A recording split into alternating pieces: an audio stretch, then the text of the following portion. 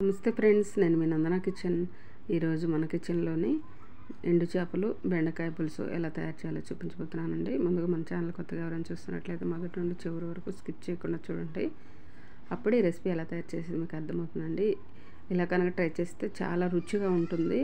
మరి ఇంత రుచికరమైన రెసిపీ మీరు కూడా మీ ఇంట్లో ట్రై చేసి ఎలా ఉందో, ఎలా వచ్చిందో మాకు కామెంట్ చేయడం మర్చిపోకండి ఫ్రెండ్స్. తప్పకుండా మరి వీడియోలోకి వెళ్ళి చూసేద్దాము. నేనైతే ఇక్కడ ఒక 1/2 కేజీ బెండకాయలు శుభ్రంగా కడిగేసి తుడిచి ఇలా చిన్న ముక్కలుగా కట్ చేసి పెట్టాను. ఇలా ఈ విధంగా కట్ చేసుకుంటే సరిపోతుంది. మీరు కావాలనుకుంటే కొంచెం పెద్ద కూడా కట్ చేసుకోవచ్చు. కాకపోతే ఇలా కట్ చేసుకుంటే పులుసుకు బాగుంటుంది.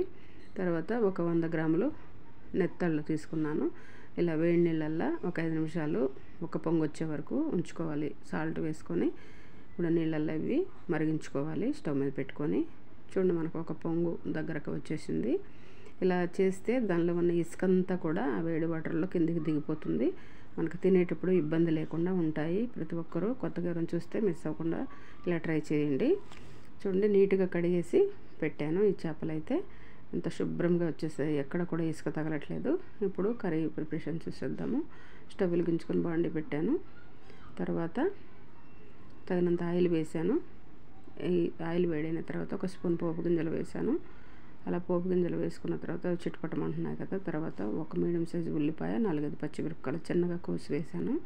ఇలా వేసుకోండి. వేసుకున్న తర్వాత కొంచెం కరివేపాకు కూడా ఒక 2 రెబ్బల మందం కరివేపాకు వేసుకోండి. అలా వేసుకొని ఒకసారి కలుపుదామండి. ఇదంతా కలిసేలా కలుపుకుందాం. అలాగా ఈ విధంగా కలుపుకోండి.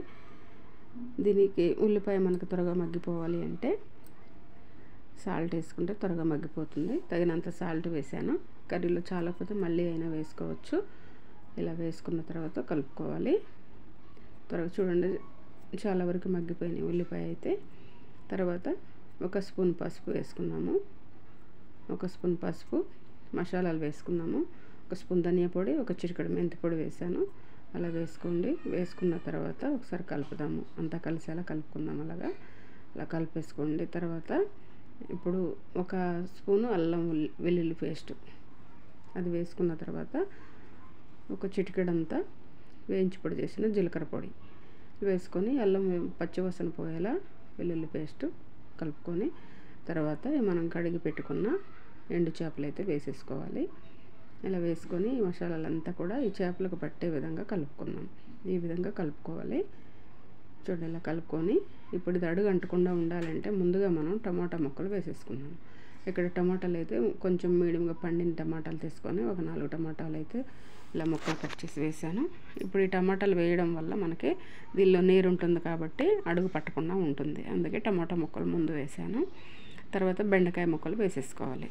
ఇలా వేసుకొని అంతా కలిసేలా కలుపుకోవాలి. ఇలాగా ఒకసారి ఇలా కలిపేసుకోవాలి. చాలా ఈజీ ప్రాసెస్ అండి. రుచిగా ఉంటుంది. ఆరోగ్యానికి కూడా చాలా మంచిది. చేపలు కొంచెం హార్ట్ పేషెంట్లు ఉన్న వాళ్ళకి చాలా మంచిది ఇది. ఒకసారి ట్రై చేసి చూడండి. కారం అయితే మీ టేస్ట్ టాలెంట్లు వేసుకోండి. నేనైతే ఒక స్పూన్ వేసాను. ఈ కర్రీకి తగినంత. మీరైతే ఎంత తినగలరో చూసి వేసుకోండి. కొంతమంది ఎక్కువ తింటారు, కొంతమంది తక్కువ తింటారు కాబట్టి ఇలా వేసుకొని కారం పచ్చివాసన పోయే విధంగా ఒక 4 నిమిషాలు అలాగా మగ్గనిద్దాము. మగ్గిన తర్వాత మనం చింతపండు పులుసు పోసుకుందాము. మనకు చాలా వరకు టమాటా అయితే ఉడికిపోయింది. ఇప్పుడు ఒక నిమ్మకాయ సైజ్ అంత చింతపండు పులుసు పిండిలా పోసాను. ఇంకొక బౌలు వాటర్ వేసుకోవాలి. 2 బౌల్ వాటర్ వేసుకుంటే అలా చింతపండు ఒక బౌలు, ఇలా వాటర్ ఒక బౌల్ వేసుకుంటే ఈ చేప, టమాటా, బెండకాయ ముక్కలు మొత్తం కూడా ఉడికిపోతాయి.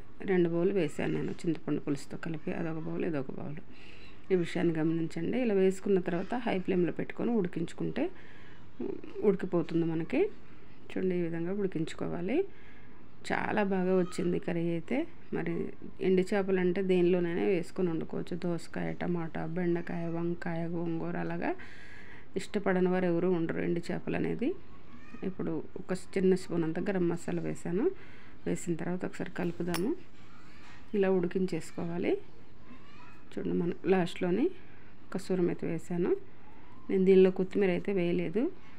కావాలనుకుంటే మీరు వేసుకోండి. నేనైతే వేయలేదండి. ఇలా ఉడికించేసుకోవాలి. చూడండి, ఆయిల్ పైకి సపరేట్ అవుతుంది. కర్రీ ఉడికిపోయింది మనకి. మనం వేసిన వాటర్ అంతా కూడా చక్కగా ఉడికింది. కర్రీ ఉడికిపోయింది మనకి శుభ్రంగా. ఇప్పుడు రెడీ అయిపోయింది. ఎంతో గుమగుమలాడే ఎండు చేపలు బెండకాయ పులుసు రెడీ అయిపోయిందండి. అంతేనండి, ఈజీ ప్రాసెస్, ఎవరైనా చేసుకోవచ్చు. ప్రతి ఒక్కరూ మిస్ అవ్వకుండా చూడండి.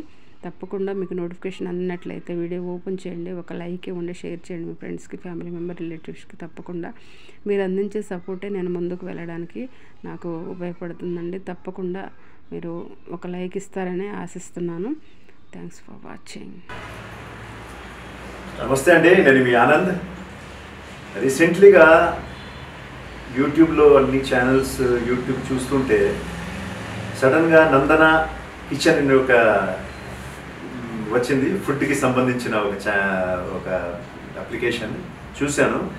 అంటే మనము ఇంట్లో రకరకాలుగా వంటలు ఏదైనా మనకు కావాల్సింది ఏదంటే మనము కోరుకుంటామో దాంట్లో అన్నీ ఉన్నాయి. మనకు రెసిపీస్ ఏదైతే మనకు కావాలో అవన్నీ బాగా చెప్తున్నారు. మనం చూసి ఈజీగా మనం చేసుకోవచ్చు. సో ఒక్కసారి ఆ నందన కిచెన్కి వెళ్ళండి, చూడండి, మీకు అర్థం అవుతుంది. ఒకవేళ మీకు నచ్చినట్టయితేనే దానికి మీరు సబ్స్క్రైబ్ చేయండి, లైక్ చేయండి, కామెంట్ చేయండి. డెఫినెట్గా మీకు ఆ ఛానల్ వస్తుంది, దాంట్లో ఉన్న రెసిపీస్ డెఫినెట్గా వస్తాయి. సో ఆల్ ద బెస్ట్ అండి, థ్యాంక్ యూ.